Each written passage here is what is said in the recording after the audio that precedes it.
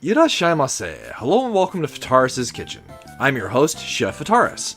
It's time once again for Shoot 'em Up Saturday, and on the menu this Saturday we have Riders 2491, a self-proclaimed homage to the classics of 90s arcades. What kind of taste will it have? Let's get cooking and find out. From developer GoX Games, Riders 2491 released on Steam in late July 2020. So it's a multiplayer vertical scrolling shoot 'em up, and it's a decent title, especially given the price. I think it is one that's worth checking out, although I do have a couple of frustrations with it here and there that I'll kind of explain as we go into the game itself. Starting the game, we have a couple options for how to play it. There's the campaign and there's the boss rush mode. The boss rush mode is pretty straightforward. There are a total of 7 bosses in the game, counting the final boss, so that's what you'd be going up against in that mode.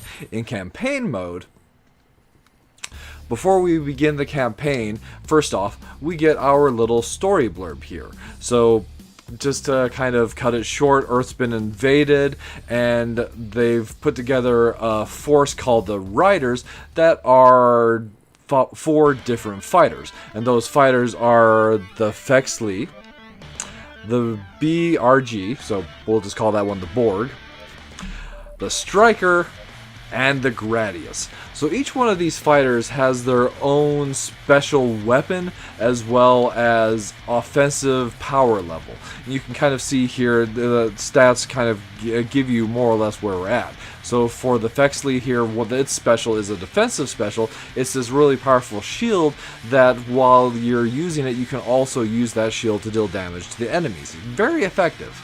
We'll start with that one. I'll kind of go over the other fighters as we go through different continues. Once you select your fighter, then you'll be given your option for difficulty selection as well as also speed. Of course, as you can see here, this game does support up to 4 players. It is local co-op only, however it does support Steam's remote play together. I'm not 100% sure how well that would work, but it could be something worth trying. So your difficulty selection, you have easy through hard, so we'll select as easy, and then speed you've got normal and turbo. I didn't notice a lot of difference playing between the two. Turbo does increase the speed a little bit, but normal's a pretty decent way to play it. Once you've got your settings selected, we start the game, and here we're taken to this map screen. So you can select any of the first 6 stages out of 7 total in any order you like. You've got city, forest, snowland, ocean, desert, and Asian temple. So we'll start with the dessert. So everybody loves to have dessert first. After you've selected your stage, buy your upgrades. So there are a total of 5 different upgrades we can buy between stages, and the player points are the score you earn from the stage itself. I do like upgrade systems like that. So for myself, I recommend going the shot power upgrades until you have maximum shot power. Everything else kind of just feels supplemental. It's not really necessary in the way that I feel the shot power is. So as far as the HUD is concerned, you have a little bit of data for each player on the various quadrants of the screen, and the top left, bottom left, etc., etc.,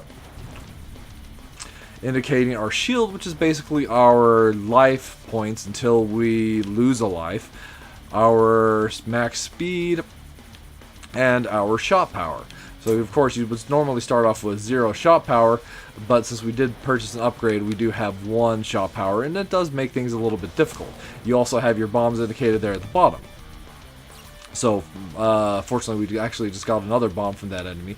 So for the Fexley here, the bomb that we have gives us kind of like this heat or fire shield that surrounds our ship, and it also deals heavy damage should we come into contact with enemies while engulfed in that shield. However, you do have to be careful, as there's not any easy notice as to when that shield goes away.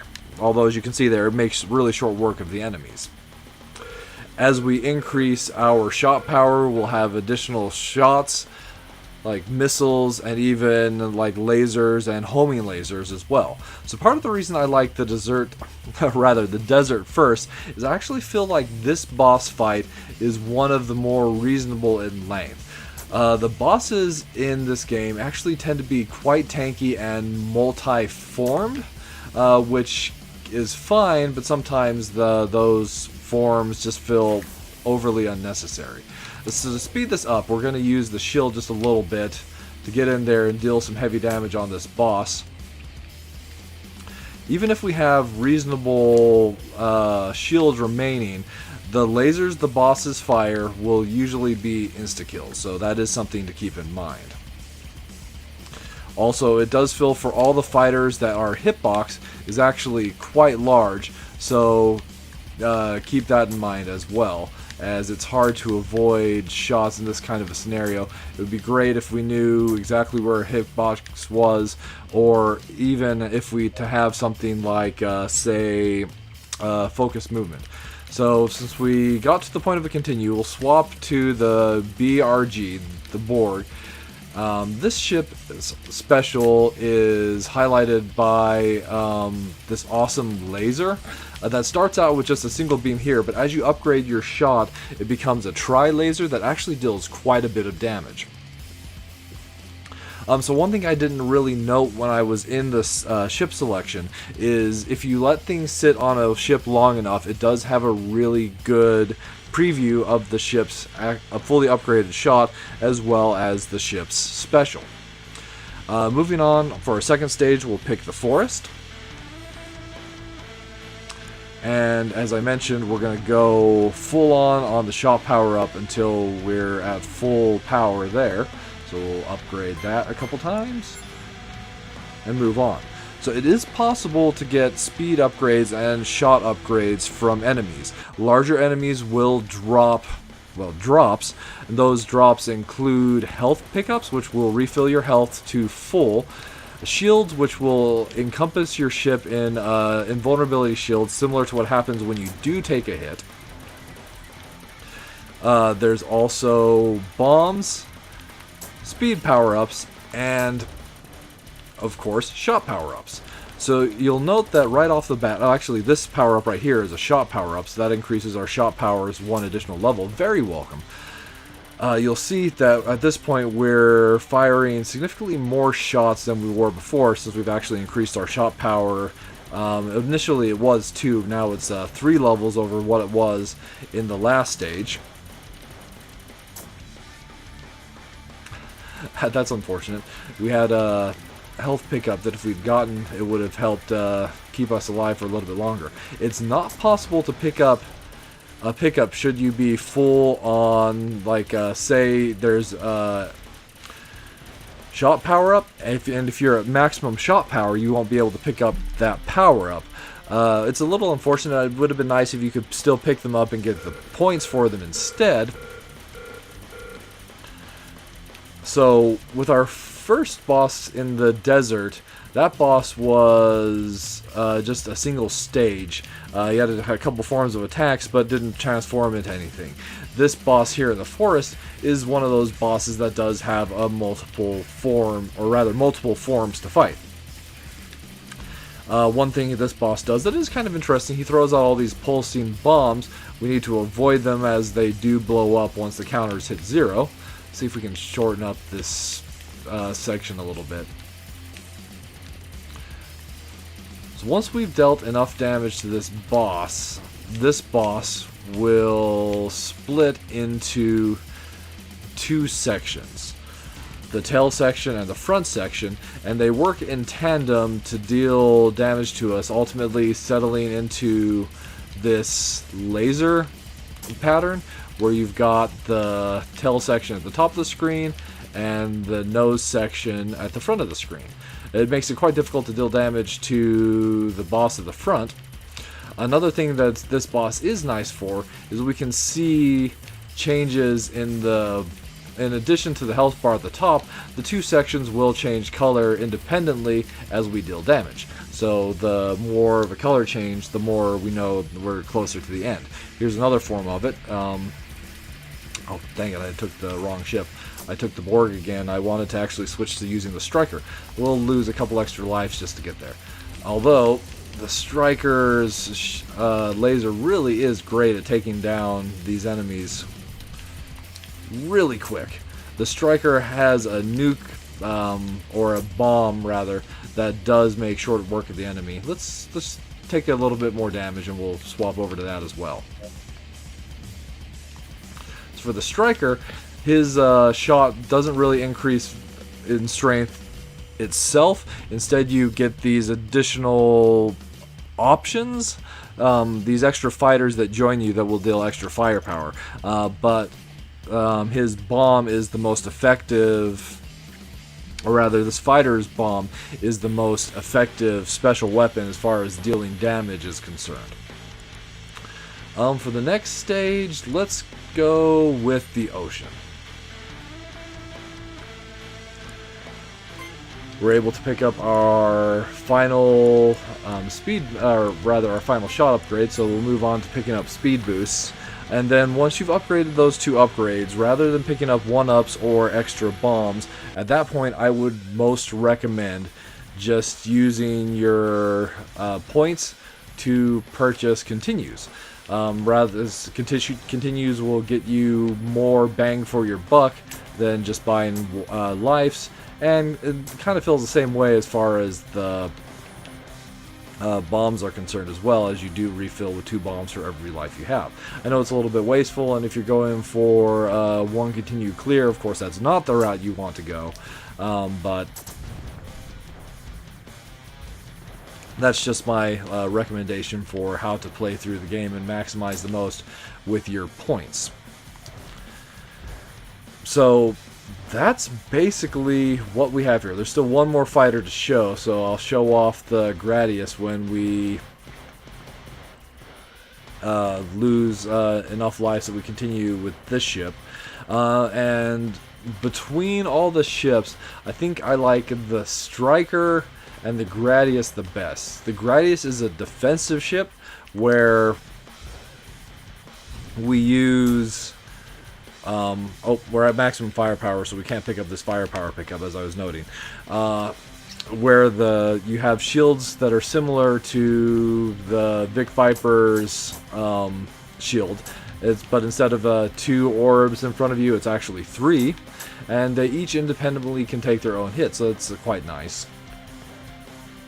It also deals what I feel to be the best firepower out of any of the individual fighters without using a special, but unfortunately, because its special is defensively based, it does take a little bit longer to defeat the bosses, whereas a ship like the Striker with its heavy damage bombs or the BRG will just make significantly shorter work of boss fights due to the high damage specials those ships happen to have. That said, we'll lose some lives so we can show off that particular portion of the ships. Okay, now we can move on to the Gradius, and as I mentioned, this one's shields, or this one's bomb, places 3 defensive shields in front of you.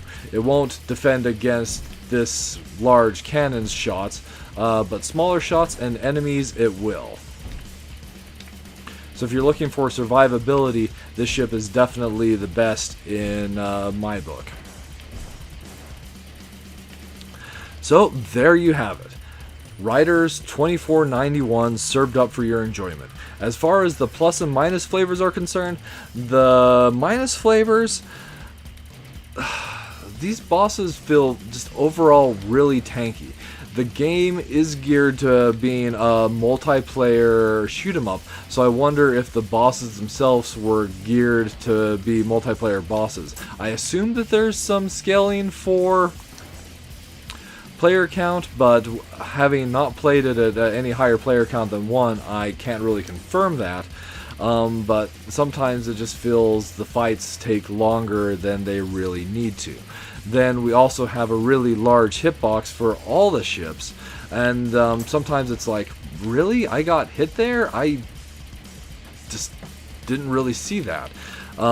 It would be nice if for some of the fights in particular there was a focus movement option, and also a hitbox display so we could see exactly where our hitbox was. There are also some cheap kills in the boss fights where the bosses use lasers like that sweep right there that are hard to avoid and will kill you instantly should the lasers touch you. As far as the plus flavors are concerned, though, I do like the ship selection. Having 4 unique ships to select between is really enjoyable, and getting used to each one's unique elements and flavors really helps spice up the game for me. I do also like the upgrades between the stages, purchasing the upgrades from the menu using the points that you've scored in the game itself. And then lastly, there is the price. At just $2.99 US, it's really a great bargain, and you're going to get your money's worth for it very quickly, at least in my opinion. So there you have it. It is a shoot 'em up that feels a little derivative with some overly tanky boss fights, and 1 or 2 of them that I just don't like because in the end the fight itself actually feels quite annoying. But overall, especially given the price point, I feel like this is an easy shoot 'em up to get your money's worth. So if you're looking for something with a little bit of a classic feel to it on the PC, then this is one that I can recommend you give a try to. Well, that'll just about wrap it up for this week's episode of Shoot 'em Up Saturday. As always, I want to thank you so much for joining me this week, and I look forward to seeing you again next week.